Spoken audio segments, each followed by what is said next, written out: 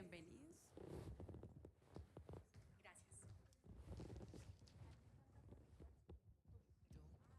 Sonido. Sí. Bueno, pues muy buenos días para cada uno de ustedes. En nombre de Colombia Líder, nuestra gratitud primero al señor Contralor, a su esposa Liliana, Lina María, sí, aquí dije, porque a nuestro Contralor delegado, a ex miembro de mi consejo directivo, el doctor Rodolfo Sea, por aquí había visto al Contralor de Cundinamarca también. Y a ustedes, nuestras mujeres, panelistas, otra vez panel con mujeres, ¿no? Por alguna razón, permítanme iniciar este conversatorio con una de las reflexiones que planteaban en el panel inmediatamente anterior, y era el uso de los datos para la toma de decisión. Por supuesto que son muy importantes. ¿Quién niega eso? No son suficientes. Y el gobierno nacional ha hecho un esfuerzo tremendísimo por tenerlos. El problema es cómo esos datos los pasamos también en un lenguaje sencillo para que los tomadores de decisiones que están allá los utilicen. Y en Colombia Líder, la entidad que yo dirijo hace casi 20 años, tenemos un propósito, y es el fortalecimiento de la democracia a través de 4 líneas de acción. Y me voy a referir a 2 de ellas. La primera, por la cual nacimos, son los premios a los alcaldes y gobernadores. No somos un organismo de control, no somos la Contraloría, ni la Procuraduría, ni la Fiscalía, pero eso nos permite identificar las cosas que están pasando en los territorios a partir de los datos, cómo eso se viene implementando. Y 2, tenemos una escuela de formación donde preparamos no solamente a los alcaldes, a los funcionarios públicos, a la comunidad, a los consejeros de juventud y demás. Y en Colombia Líder tenemos 2 secciones. La primera se llama Datos Poderosos. Hoy han hablado de muchos datos, pero yo quiero que ustedes en 30 segundos me den uno, si lo tienen, que ustedes digan, mire, estos que están aquí y los que nos están siguiendo a través de las redes sociales tienen que quedarse con este dato en la cabeza. Uno solo, 30 segundos. Mayora, empezamos por acá. La niñez indígena representa el 3% de la población nacional. Necesitamos acciones urgentes con garantía de derechos para ellos. 3%, perfecto. Miriam, tú nos acompañas desde el Ministerio del Interior. ¿Cuál es tu dato? ¿Lo tienes así? Tranquila. Claro que sí. Y además tienen muchos. Bueno, gracias, Karen. Primero que todo, saludar a la audiencia, especialmente a la Contraloría para la Población Focalizada, la doctora Marta, su equipo de trabajo y a todas las personas y mujeres que nos acompañan el día de hoy. Importante, la población indígena más joven están ubicadas en los departamentos de Arauca, Chocó, Magdalena, Vaupés, Bichada y Guainía. Perfecto, doctora Marta, ahí tenemos trabajo para los consejeros de juventud. Seguimos, Ana María, delegada de los temas de infancia. Muchas gracias, Karen. Pues tengo muchos datos. 1. 16,000 notificaciones por desnutrición son de niños indígenas. Y termina usted, nuestra consejera para las regiones, Luz María. Ahorita me va a preguntar qué pienso sobre solo los datos, por favor. Sí. En la sentencia T302 pasamos de 39.57% a 17.55% por cada 100.000 menores de 5 años que estén con problemas de desnutrición aguda. En este gobierno bajamos del 39.57 al 17.55%. Muy bien. En La Guajira. Muy bien. Ana María, tú estás en la Defensoría del Pueblo. Tienes a tu cargo los temas desde los niños hasta las personas mayores, todo el tema de vejez. ¿Cuáles son esos elementos que ustedes han identificado a lo largo de Colombia que permitan tener esta situación que hoy mencionaba el señor Contralor y Procurador, pero que no solamente con los niños indígenas, también con las madres, las gestantes y las lactantes? ¿Y qué necesitamos hacer para superarlos? Bienvenida. Muchas gracias. Bueno, voy a hacer una aclaración. De las 16.000 notificaciones, el 16%, que es bastante alto, es de niños indígenas, de notificaciones por desnutrición. Ok. Yo creo que para analizar los temas de primera infancia y de infancia en general y la adolescencia, me quedo con un comentario que hizo una panelista anterior de hay que verlo no desagregado por franjas de edades, sino miremos todo el contexto de los niños indígenas, en general las niñas y los niños indígenas. Y sobre eso, me parece que el primer problema, el primer reto en los temas de sus derechos es que no somos conscientes que hacen parte de una comunidad. Y las comunidades indígenas deben leerse como un colectivo. Entonces, todo lo que afecta a la comunidad los afecta a ellos directamente. A veces pecamos por pensar y por diseccionar las cosas que le pasan a niñas, niños y adolescentes sin entender el contexto en el que se encuentran. ¿Esto qué significa? Que la discriminación racial, el racismo y la violencia estructural que afecta a los pueblos indígenas, por supuesto que afecta a la niñez indígena de una manera desproporcionada. Y ahí quiero irme con una información que me parece bastante importante y tiene que ver con las afectaciones por el conflicto armado.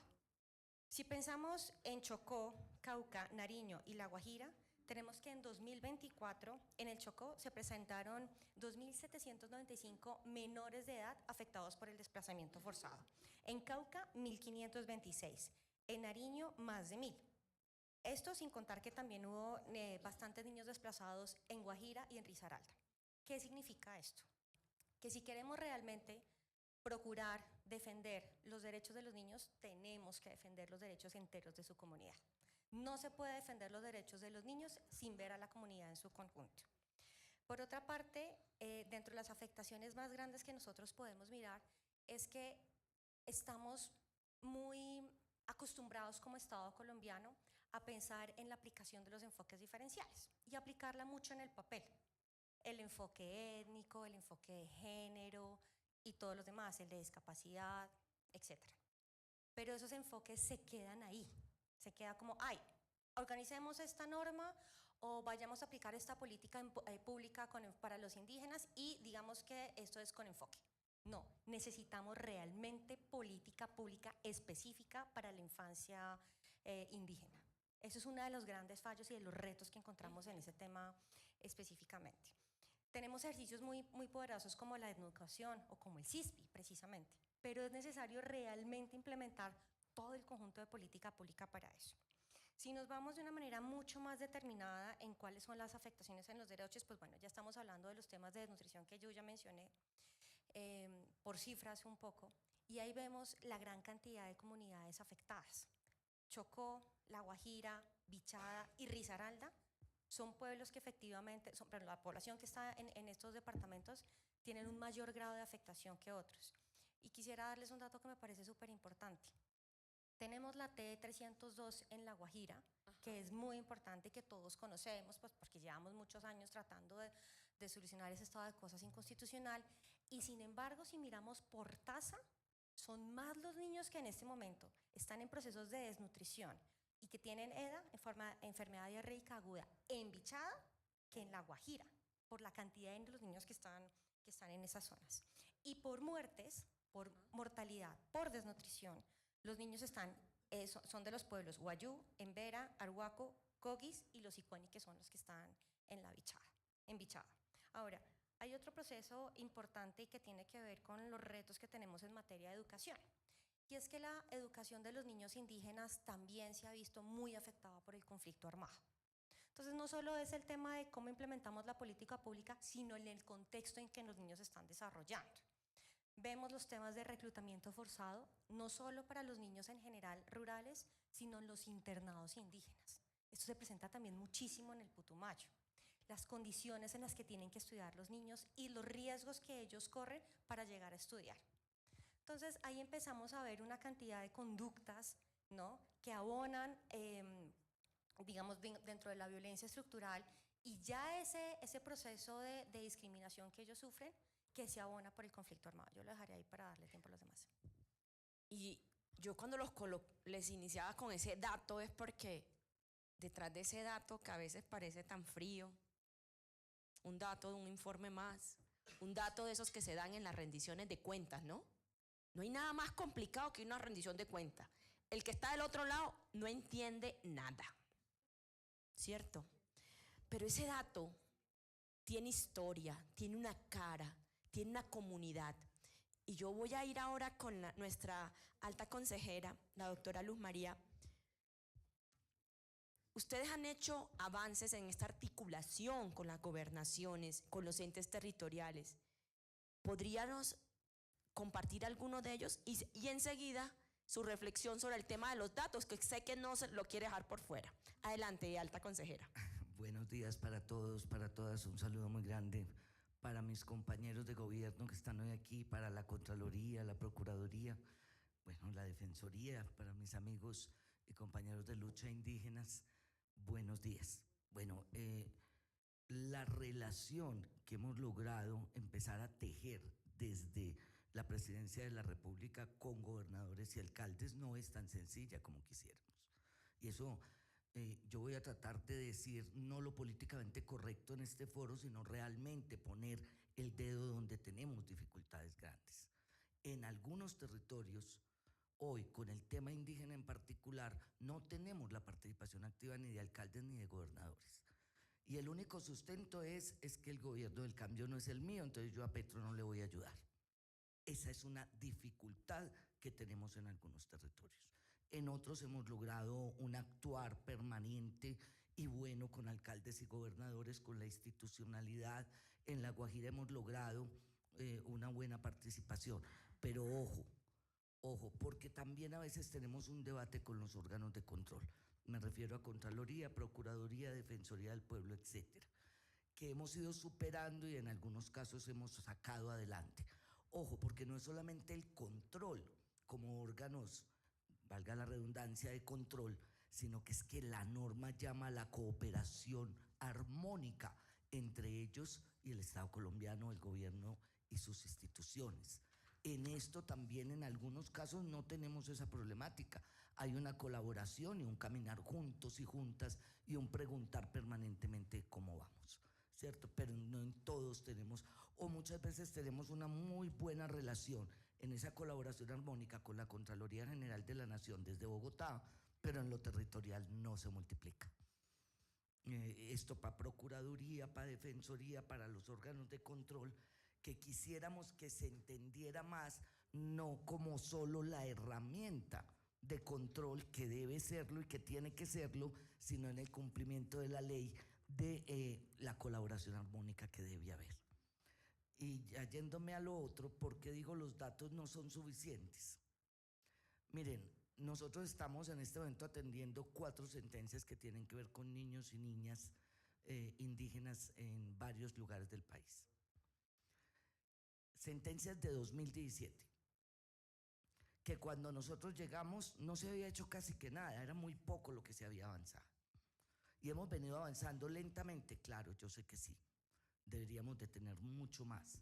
Pero uno de los problemas que tenemos es que el cuento de que Colombia es descentralizada es un cuento, porque sigue siendo centralizada desde Bogotá, pero también centralizada en los territorios desde gobernaciones. Y eso no sirve para nada. ¿Por qué? Porque con los datos es con los que tomamos decisiones y nos equivocamos una y otra y otra y otra vez. ¿Por qué? Porque los altos funcionarios no van al territorio, adentro, no a las capitales a sentarse con el gobernador, no a la capital del municipio a sentarse con el alcalde, adentro, a mirar de qué es que estamos hablando, porque claro, los datos son fundamentales. Nosotros inclusive en la Consejería Presidencial hoy tenemos un sistema de información absolutamente completo y que se actualiza semana a semana. Hemos logrado hacer digamos, una herramienta que nos sirva para poder tener información y datos permanentes. Pero ¿sabe para qué nos sirve eso? Si no vamos allá, si nosotros no nos, como lo hicimos, no nos vamos en carros 17 horas hasta la Alta Guajira a ver de qué es que estamos hablando. Y permítame ahí, doctora Luz María, en todo este pasar del tiempo, esas acciones de ir al terreno, cuéntenos un logro de la alta consejería. No, hay muchos, sin duda. Pero hablemos de uno concreto que usted quisiera. En La Guajira ya llevamos 150 pozos de agua potable funcionando. No, es muy poco. Es muy poco porque el territorio es gigantesco, pero no teníamos hace año y medio, hace 2 años, no teníamos 150 pozos. Hoy los tenemos. Tenemos 4 plantas desalinizadoras grandes ya funcionando en la Alta Guajira y vamos a cumplir y vamos a llegar a 8. Es decir, hemos avanzado y las cifras y los datos que a veces se defienden más que las realidades lo muestran. Si tú miras el tablero de control que tenemos, vas a tener datos actualizados permanentemente. Otro logro, y en esto quiero saludar a la subdirectora del ICBF, a mi amiga y con quien he podido conocer La Guajira también desde que llegué.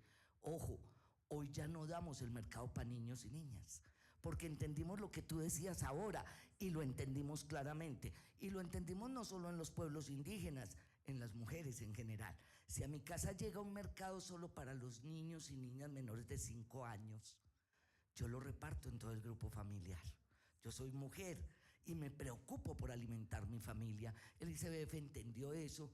A veces tenemos problemas económicos, ya quisiéramos poder aplicarlo en todo el territorio nacional, pero la plática no alcanza y el Congreso no ayuda.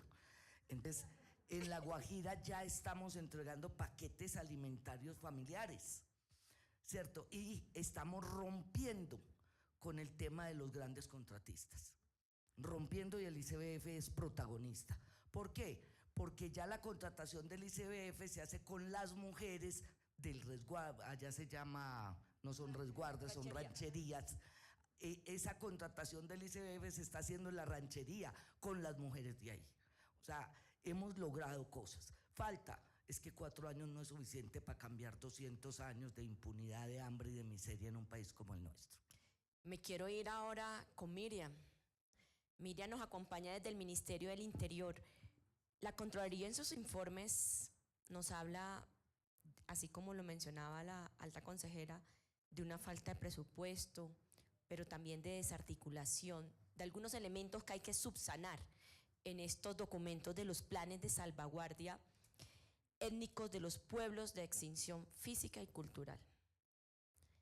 Desde el Ministerio del Interior, ¿cuáles son esos elementos, esas apuestas que ustedes están desarrollando o que van a desarrollar a corto plazo para subsanar estos elementos y estas deficiencias que ha identificado la Contraloría General de la República? Karen, gracias por la pregunta. Bueno, quiero aclarar que la panelista es mi directora, Roquelina Savis Blanco, pero desafortunadamente un vuelo de Avianca se retrasó, entonces por eso está Miriam Alexandra aquí sentada. Los tiempos de Dios son perfectos. Pero tenía que estar Miriam. Afortunadamente el trabajo de la dirección es un trabajo en equipo, consolidado. Todas tenemos, no solamente estoy yo, está Ivonne preparada también, que maneja el tema de la niñez. Pero ya que su merced habla de planes de salvaguarda, de eso sí sé, gracias a la doctora Mari Rosero también, que con quien estuvo, fue mi maestra. Los planes de salvaguarda están ordenados por la Corte Constitucional en la sentencia T025 del 2004. Y hay varios autos de seguimiento que, pues, para no demorarme no los vamos a nombrar. En total, en este momento, con los autos de seguimiento, tenemos 41 pueblos indígenas que la Corte ha dicho deben formularle e implementarle unos planes de salvaguarda porque están en peligro de exterminio físico y cultural por afectaciones del conflicto armado. De los 115 tenemos 41 que tienen especial protección determinada por la Corte Constitucional.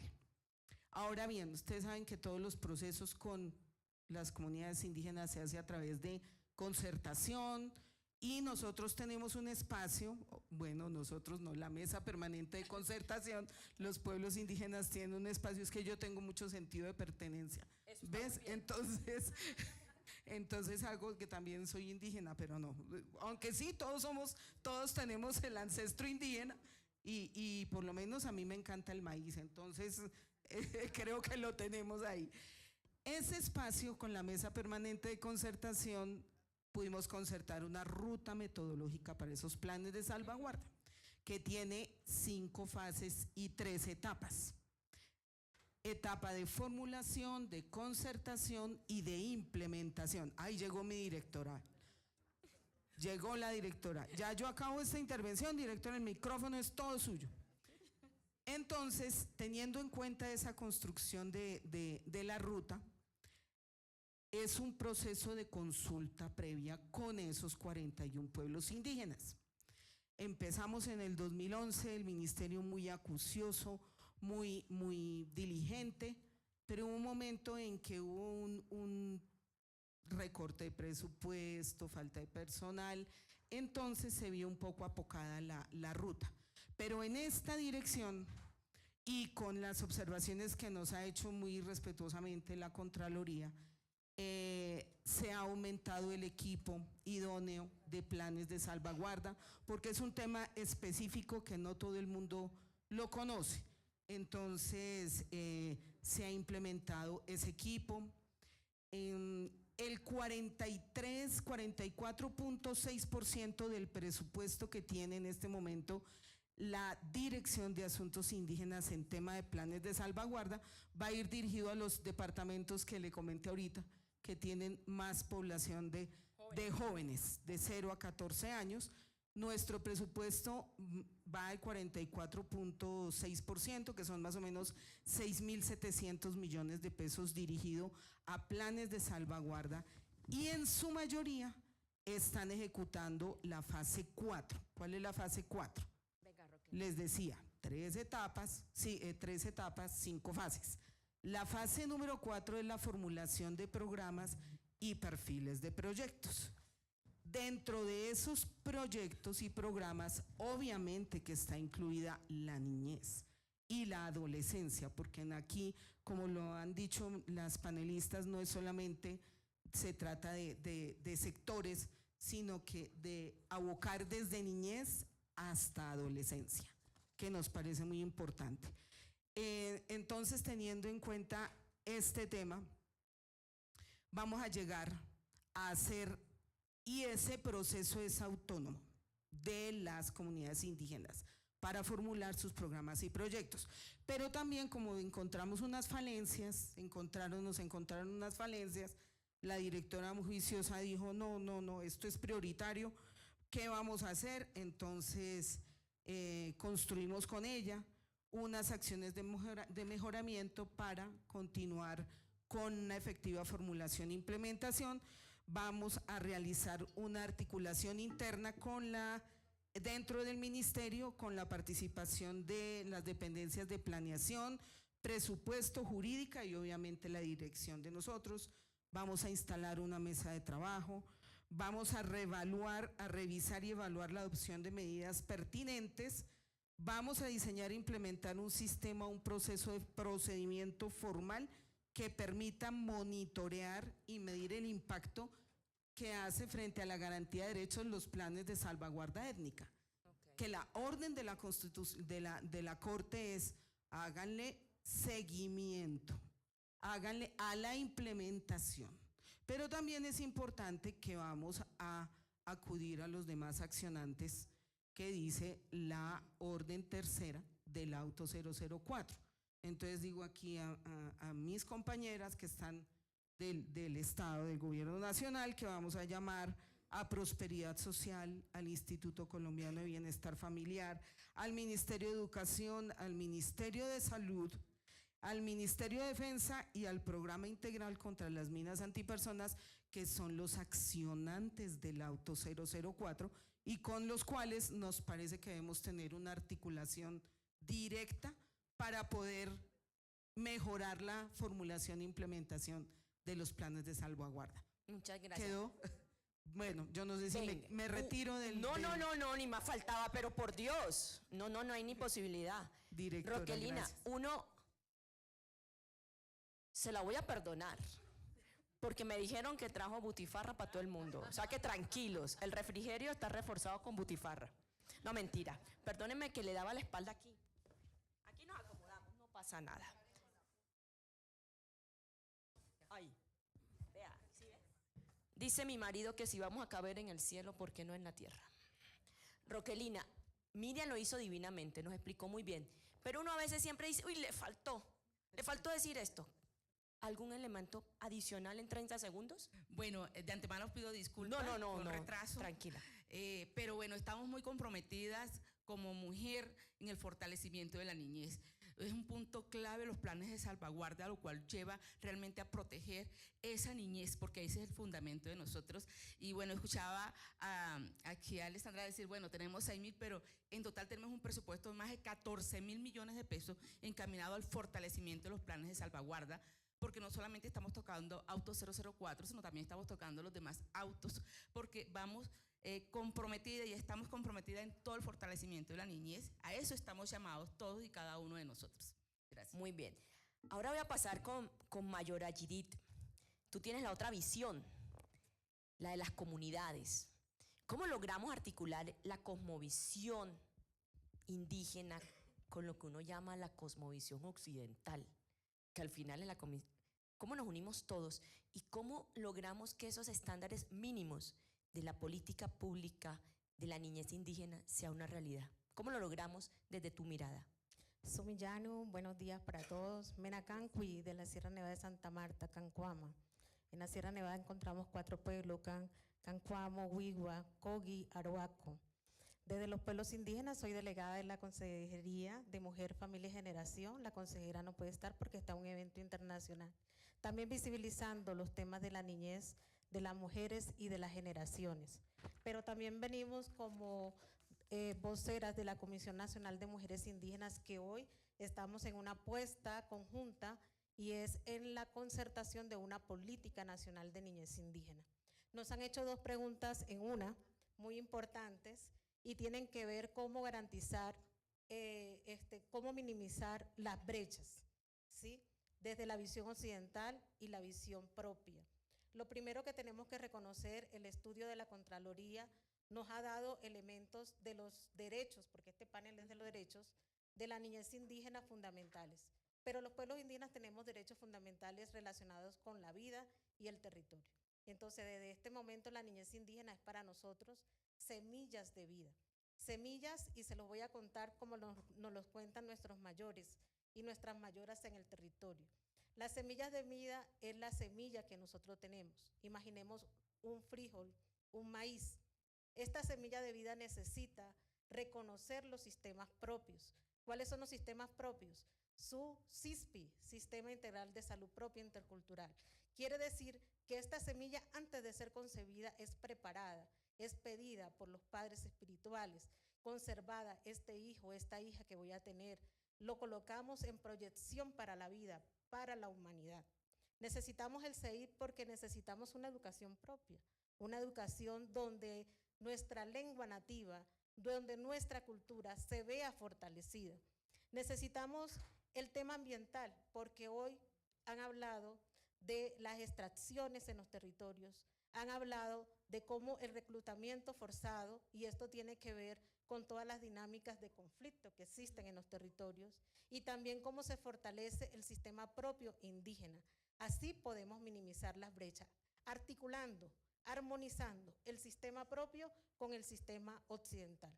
Ahora me están preguntando que cómo logramos concebirlo a través de esta política pública que nuestros mayores y mayoras han iniciado, y me llama mucho la atención el tema de datos, porque la Organización Nacional Indígena de Colombia, la cual representa a través del sistema de monitoreo territorial, en la pandemia, por ejemplo, logró colocar datos a tiempo real de cómo estaba el virus, que no lo puedo mencionar por orientación de los mayores, en los territorios, y cómo los pueblos indígenas salvaguardaron la vida, salvaguardaron la semilla a través del control territorial y la protección de nuestros territorios ancestrales. Hoy vemos una profanación, un usurpamiento a nuestros conocimientos propios y también a nuestros sitios sagrados. Y eso causa desarmonía, causa desarmonía. La mayora y consejera Alejandrina Pastor mencionaba en una de las ponencias que cuando profanamos los sitios sagrados y profanamos estos sitios sagrados de los territorios, es por eso que hay violencias estructurales en nuestra niñez. Lo que le pasa a un niño en primera infancia, en la semilla de vida de 0 a 5 años, repercute a toda la generación. Es por eso que hoy no solamente hablamos de salud mental, sino que nosotros los pueblos indígenas hablamos de salud psicoespiritual. Y yo, pues claro, la doctora Marta ya está ansiosa de saberlo. Y es que, bueno, escuchando aquí a nuestra hermanita presente, y es que a veces desde la educación estamos violando los derechos de nuestros niños indígenas. Y lo digo desde la educación, en la formación, cuando no tenemos en cuenta realmente la educación propia de esos territorios. Y desde ahí comenzamos como servidores públicos siendo irresponsables, matando una cultura y no garantizando sus derechos que tiene la población. Yo ahora las voy a llevar a la siguiente ronda, bueno, a la tercera ronda, ya llevamos 3, para hablar desde lo propositivo, su compromiso. Eso sí, la doctora Marta lo va a anotar ahora con... ¿Cuál es esa? Ah, cierto, está que esperamos. Porque parte de este panel era cómo pasamos del reconocimiento a la garantía real. Y eso nos lleva a que cada uno de nosotros, no solamente como entidades, sino como personas, nos comprometamos. ¿Cuál va a ser el compromiso o las acciones que vamos a adelantar? Y yo quisiera empezar por ti, Judith. Lo dije, ay, Judith Ramos. Muy bien, Mayora. Usted además, porque era la invitación que ustedes nos hacían en el momento en que hicieron este ejercicio tan interesante. Gracias. Bueno, desde los pueblos indígenas tenemos que manifestar que si bien es cierto, nosotros como pueblos identitarios tenemos unos compromisos reales y sabemos que tenemos poco tiempo para manifestar, también es invitar, motivar a que los compromisos no solamente son propios, sino también del Estado y de los entes de control. Al Estado queremos decirle, nosotros como pueblos indígenas desde 2018 que estuvo la ruta, iniciamos un proceso de diálogo interno entre las 115 comunidades y pueblos indígenas y naciones. Esta visión permitió que nuestros mayores y mayoras orientaran que no necesitamos una política general donde estemos incluidos, sino que necesitamos una política de niñez indígena de carácter especial y que tenga unas dinámicas y unas características de manera diferente, porque la niñez indígena, como lo he explicado en la primera pregunta, tiene relación no solamente con lo individual, sino con lo colectivo, la familia, el entorno. En ese sentido, como profesional de la salud de nuestros niños, no solamente la salud física, sino la salud emocional y la salud espiritual. En ese sentido, el Estado debe garantizar todos estos derechos fundamentales que hoy vemos todo este índice de tasas, pero también para que nosotros como pueblos indígenas podamos actuar en esta corresponsabilidad. Pero hacemos un llamado a los entes de control de que, si bien es cierto, vienen anuando esfuerzos para motivarlo, nosotros hoy estamos a la puesta después del 2018. En esta ruta nos fuimos a diálogos territoriales. En los diálogos territoriales dijeron los mayores, necesitamos una política nacional indígena, y hoy en este momento estamos en la ruta ya para la concertación. Esta concertación de política pública de niñez indígena para poder lograr la implementación y poderla llevar con un enfoque indígena, porque más que diferencial es que tenga este carácter indígena, quiere decir en lengua propia, con el sistema educativo propio, con el sistema de salud propio, fortaleciendo el sistema de gobierno propio. En ese sentido, la UNIT y las 7 organizaciones que hacen parte de la MPC, Mesa Permanente de Concertación, nos comprometemos primero a fortalecer los sistemas de gobierno propio, que son CISPI, CEIT, ATEA y sistema de gobierno propio. Segundo, fortalecer las capacidades en conocimiento a nuestras autoridades y a nuestras organizaciones filiales sobre el sistema de nuestra niñez indígena. Y tercero, poder visibilizar las situaciones de vulneración, desarmonía que está sucediendo con nuestra niñez. Porque los datos son agravantes. Hoy con nuestra PROCU, cuando nos dijo los derechos, aumentan las vulneraciones, sí, aumentan porque hoy estamos con nuestra camiseta. No solamente los pueblos indígenas, sino también las entidades del Estado y los entes de control estamos con la camiseta de que no vamos a tapar más las vulneraciones y desarmonías que sucede con nuestra niñez. Ya no más. Nosotros hoy tenemos el compromiso de poder visibilizar todas las desarmonías que suceden con nuestros niños y tenemos la responsabilidad de que no solamente son nuestros niños, sino también las mujeres hiladoras de vida, nuestras madres, nuestra comunidad y nuestro entorno comunitario. Muchas gracias. Me gustó eso del 1, 2, 3. Entonces vamos así para terminar el panel. 1, 2, 3. Ana María. 1, 2, 3. Me gusta lo del 1, 2, 3, pero sí hay que hacer unas claridades antes de. Yo sí creo que el trabajo que hace la Defensoría, el más importante es precisamente visibilizar qué es lo que pasa en territorio. Y eso no es una cosa menor, porque a veces donde no llega el resto de la institucionalidad, llega la Defensoría del Pueblo. Y es allá en la Colombia profunda, lejana, en los municipios más alejados, donde estamos presentes. Y ahí me sumo con un comentario de la consejera. Los datos son fundamentales, pero no son lo único. Y el proceso de sacar los datos implica también que desde la institucionalidad se haga un proceso de confianza con las comunidades. Entonces, cuando empezamos ese proceso de confianza es cuando nos enteramos qué necesitan, cómo lo necesitan y cómo debemos actuar nosotros. Eso es fundamental para poder apoyar a las infancias en el país. Yo creo que además ese proceso de visibilización que nosotros lo llevamos a cabo nos lleva a poder activar las rutas que debemos hacer para la protección de la infancia, hacer los llamados pertinentes que debemos hacer al resto de la institucionalidad, a ICBF, a defensores de familia, a los comisarios, a los alcaldes, para decirles, por favor, mejoren sus procesos de articulación. Hay que respetar también la justicia propia indígena, pero en ese proceso también hay que tener un diálogo, y eso es lo que estamos llevando en la Defensoría con las autoridades indígenas, para explicar por qué el interés superior de niñas, niños y adolescentes está por encima de cualquier otra realidad. Y con esto me quiero referir a dos cosas que no había ampliado porque pensé que el tiempo era más cortico, y tiene que ver con, por ejemplo, con el cumplimiento de las sentencias, no solo en temas de nutrición, sino en una sentencia muy reciente que tenemos sobre matrimonio infantil, ¿no?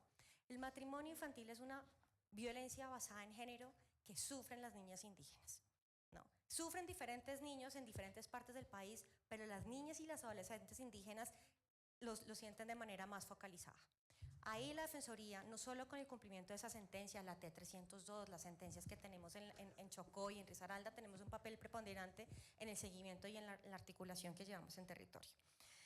Muestra también de la visibilización y la importancia de darles su espacio a las comunidades indígenas, es lo que mostramos generalmente con las cifras de reclutamiento forzado.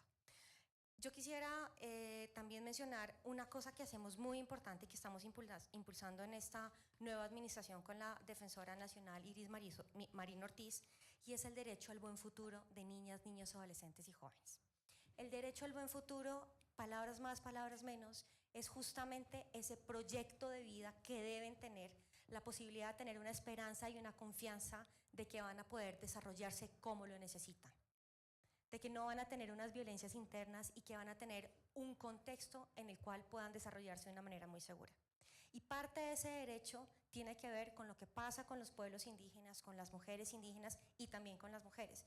Y ahí me sumo un poco a lo que dice Judith. Dejemos de mirar las cosas de manera segmentada, y por eso decía… 1, 2, 3. 1, la visibilización. 2, un acompañamiento seguido de lo que hacemos. Y 3, el derecho al buen futuro. Muy bien. Consejera, se la pusieron difícil, ¿no? No. Acuérdese, 1, 2, 3. 1, No. 2, 3 acciones. No, pero no me puede cortar así por varias razones. A ver, digamos que uno es, yo tengo una responsabilidad legal de cumplimiento de 4 sentencias en las que represento al presidente de la República. Entonces, ahí, inclusive el MESEB está, es responsabilidad mía, yo lo coordino, yo lo dirijo. El MESEB, y coordino el cumplimiento de otras 3 sentencias, las 4 tienen que ver con niños y niñas. No solamente porque hay que cumplir las sentencias, que es una obligación de ley, sino porque es una orientación del presidente Gustavo Petro Entonces, uno es el cumplimiento, seguir avanzando en el cumplimiento de las sentencias.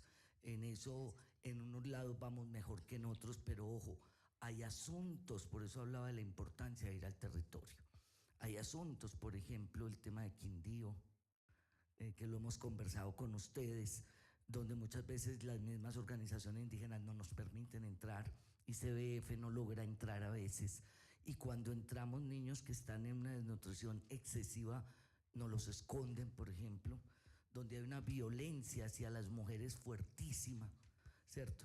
Que no es la generalidad, porque hemos hablado con nuestros amigos de las diferentes organizaciones indígenas y tratan de ayudarnos, pero allí, por ejemplo, el cumplimiento es complejo, muy complejo. 2, Amazonas. Ojo con Amazonas, porque lo voy a explicar lo más sencillo posible. Esta es una población indígena nómada que antes tenía esto para recorrer. Entonces, en ese recorrido pescaba, cogía cultivos, cazaba, etcétera, y producto de grupos al margen de la ley, hoy tienen este territorio. Entonces, no alcanzan. Y parte de respetar su cultura es que no les podemos hacer una exigencia de usted se queda aquí, arme su casa aquí y vive aquí. Ahí tenemos también grandes dificultades. Entonces, lo primero, cumplir la ley, acompañado de cumplir la orientación y el compromiso de mi presidente Gustavo Petro con niños y niñas indígenas en todo el país. Ya en lo personal, que lo estás preguntando, varios asuntos. Seguiré peleando contra la corrupción. Quienes me conocen, me han visto en La Guajira y en otros territorios, saben que no la perdono. Y estoy detrás de eso. No soy órgano de control. Pero sí ofrecimos en el MESEP un mecanismo de funciones claras de transparencia para la aplicación de todo el dinero que llega a La Guajira, por ejemplo. Y ya lo estamos aplicando en otras sentencias en otras partes del país. No soy negociante, no lo seré nunca, y los pueblos indígenas pueden contar con que de la mano de esta mujer no se va a perder un peso, y que lo que yo vea que se pierda, yo misma pongo las denuncias, no me importa qué apellido, qué nombre o qué condición tenga la persona corrupta que me encuentre, voy a seguir luchando porque no se pierda la plata de la inversión de los niños y las niñas en todo el territorio nacional, pero muy especialmente en La Guajira. En lo personal, mi corazón, yo acabo de ser abuela hace 10 días por primera vez. Es la felicidad más grande del mundo. Felicitaciones. Si hubiese sido una mujer adinerada, yo creo que sería la feliz madre de 7, 8 muchachitos. Amo los niños, los amo con todo mi corazón. Y mi corazón, mi capacidad de trabajo, mi fuerza van a estar hasta el último día que esté en este gobierno y en mi vida cotidiana en el cuidado de los niños y niñas, y muy especialmente de los niños y niñas indígenas. Ahí tienen toda mi capacidad de trabajo, ahí tienen mi compromiso personal.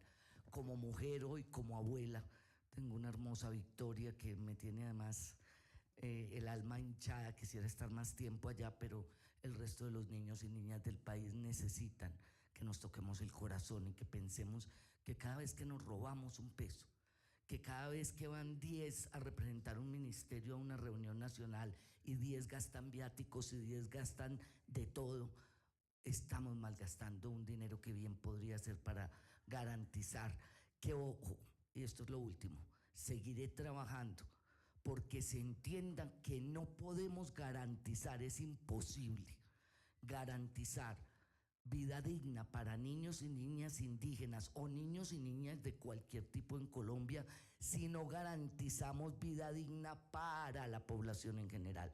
No es verdad que existe dignidad para niños y niñas, sino para sus padres, sus hermanos, sus tíos, sus abuelos, etc. Eso es una gran mentira. Eso es una enorme mentira. Necesitamos agua para La Guajira, para todos. Necesitamos vivienda digna para todos, educación y formación para todos. Así que seguiremos caminando. Este corazón, esta capacidad estará ahí siempre que pueda. Siempre que pueda, y ahora en este cargo con mayor razón. Además, porque hoy el gobierno del cambio ha demostrado con los 5 decretos que su tarea es entregarle mayor dignidad y mayores condiciones de vida digna a los pueblos indígenas. Se los dije mayor en algún momento y se los quiero repetir hoy en esto. Hay que reglamentar rápido. rápido para que se vuelva política de Estado y pueda mantenerse en el tiempo. Si no hacemos políticas de Estado, pues los gobiernos pueden pasar y lo que llevamos puede caerse. Así que hay que reglamentar esos 5 decretos en el caso de los indígenas para que podamos mantener todo lo que ustedes se han peleado durante 200 años, pero este gobierno ha puesto la voluntad política para cumplirlo. Ese es mi compromiso, es con todos los niños y niñas indígenas, pero además con los pueblos indígenas para que lo otro sea verdad. Decir que solo a niños y niñas es una falacia, es una mentira que no se cree nadie. Cuando usted va al territorio y se mete allá y entra a la ranchería y sabe la realidad, se da cuenta que el problema es del conjunto del pueblo wayú y que hay que darle dignidad al conjunto del pueblo wayú para poder garantizar que nuestros niños y niñas dejen de morir. Gracias. Doctora Roquelina, nuestros compromisos institucionales, y le voy a dar la palabra a Miriam para que haga el personal. Adelante. Bueno, desde la institución nosotros estamos comprometidos y hemos venido articulando con ICBF y vamos a presentar el primer informe a la mesa permanente de nuestra niña en qué estado está, y esto nos va a permitir implementar acciones desde el gobierno nacional, porque es importante la articulación, y en eso sí quiero llamar la atención a las entidades, porque estamos observando que en las diferentes mesas, a pesar que desde la dirección estamos convocando, no están llegando a las mesas, y de esta manera atentamos con los derechos de los pueblos indígenas. Entonces, uno, vamos a articular y seguimos articulando con las instituciones para poder garantizar esas acciones pertinentes para nuestra población indígena. Dos, ya desde nuestra dirección no solamente estamos invirtiendo en planes de salvaguarda, sino también el auto 092 de mujeres indígenas. Es importante invertir en nuestras mujeres que amamantan realmente a nuestra niñez, y vamos a implementar, ya estamos en proceso de contratación, igual estamos con el fortalecimiento de nuestra juventud, porque sabemos que es el camino que llevamos para garantizar los derechos. Y te doy la mía personal. Bueno. Como mujer y líder indígena, estoy comprometida en sacar adelante nuestra niñez, que se sientan orgullosos donde vaya a decir que son indígenas y que pertenecen a determinado grupo. Y lo hago porque hemos sentido la discriminación desde diferentes campos a nuestra niñez. Cuando realmente le hablamos a nuestros niños y no sabemos ni conocemos su cultura y queremos cambiar, desde ahí estamos matando y atropellando y haciendo sentir vergüenza a nuestros niños. Hoy, desde donde estemos, como mujeres, como seres humanos y como entidades, debemos de garantizar esos derechos y que nuestra niñez se sienta orgullosa de lo que es. Mil gracias. A ti, Miriam. Listo, vamos a completarle a nuestra bella directora, que me encanta poder trabajar con ella, Dios mío. Ella dijo 1, 2, 3, entonces yo voy a decirle la cuarta. Más trabajo de él. La cuarta, más trabajo para la dirección. La sentencia, el auto 004, habla de que debemos diseñar un programa de garantía de derechos humanos de los pueblos indígenas. Nos ordena. Estamos retomando y vamos a retomar, ya nos sentamos con la Comisión de Derechos Humanos de los Pueblos Indígenas y con ellos estamos retomando el proceso.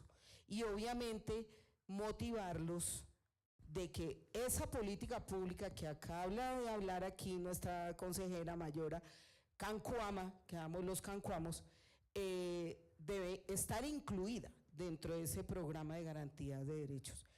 Segundo compromiso de la dirección, implementar el monitoreo y seguimiento al impacto de los planes de salvaguarda, porque realmente ahí es donde nosotros podemos tener con cifras y medición cuál ha sido el impacto positivo, si realmente esos planes de salvaguarda está esa inversión, porque es una inversión que hemos hecho, realmente se ha servido y realmente enfocado a la niñez, que es un informe, debe estar incluido dentro de ese seguimiento, qué resultados nos están dando.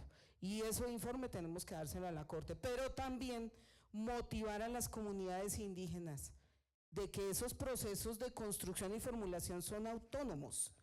Ellos son los que deben incluir ahí el enfoque de niñez también, porque nosotros como gobierno somos respetuosos de sus procesos y de su autonomía. Programas y perfiles de proyectos, fase 4, plan de salvaguarda. Por favor, incluyan proyectos de 0 a 14 años de los chicos, niños, adolescentes, para que estén Entonces, apropiense de esa política, que son ustedes autónomos, concertan con las instituciones y nosotros obviamente tenemos que decir que sí, ¿cierto?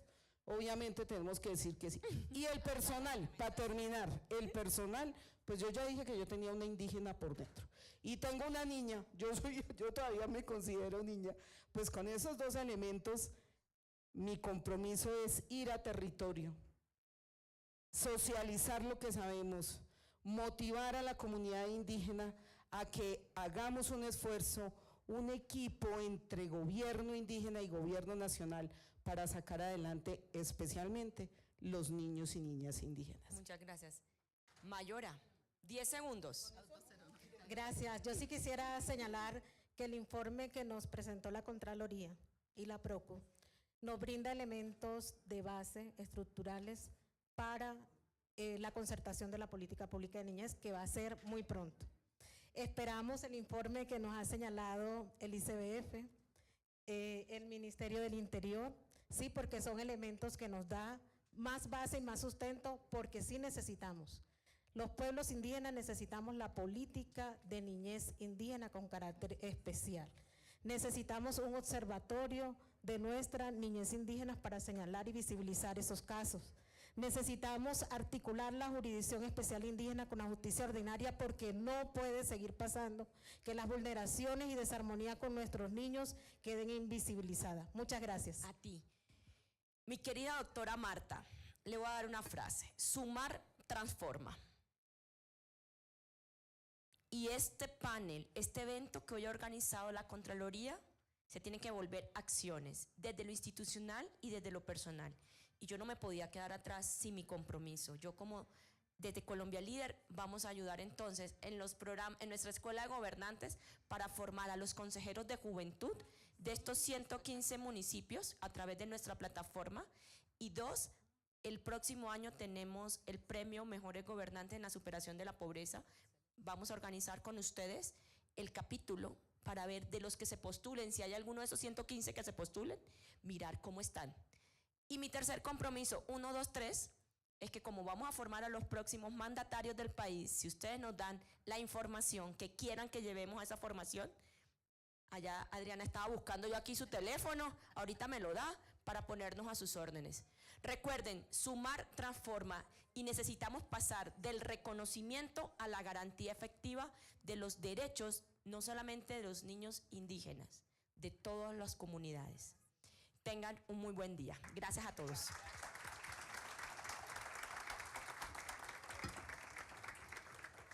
Por favor, a nuestras panelistas les pido que me esperen un minutico para tomar la foto oficial de este panel. Muchas gracias por sus importantes aportes. Entonces esperamos unos segunditos. Bienvenida, doctora Marta, aquí a la foto.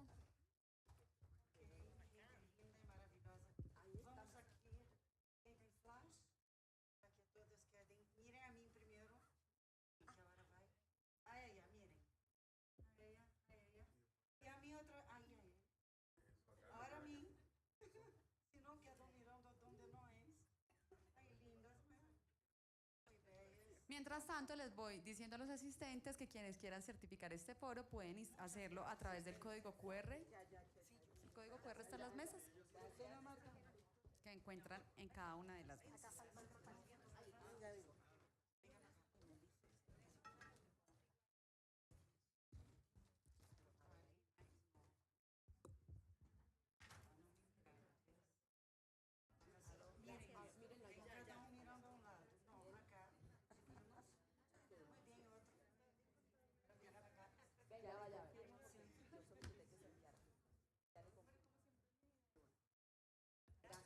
Nuevamente, muchas gracias a nuestras panelistas por compartir con nosotros sus ideas y reflexiones. Y para ir cerrando este foro, quiero invitar a la Contralora Delegada para Población Focalizada, la doctora Marta Cecilia Pisa Lozada. Bienvenida, delegada.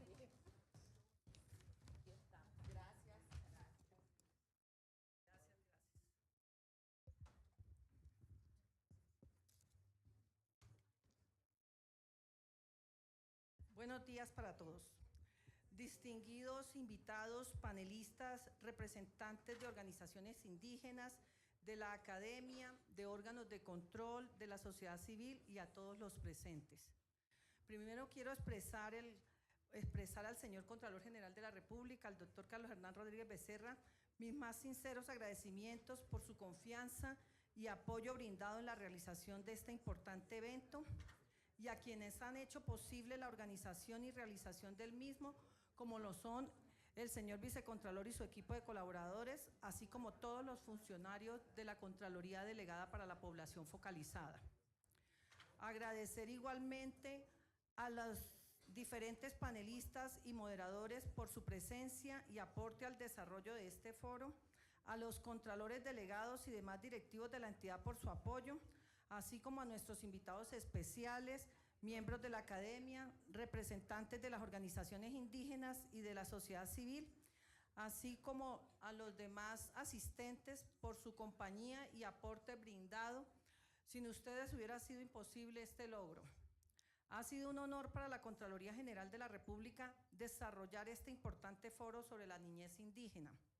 Las valiosas intervenciones de hoy nos han permitido realizar un balance de los avances, perspectivas y retos en la atención integral de la primera infancia indígena bajo un verdadero enfoque diferencial, acorde a sus necesidades, respetando la cosmovisión de los pueblos indígenas y en función de la garantía real y efectiva de sus derechos. Se han destacado los avances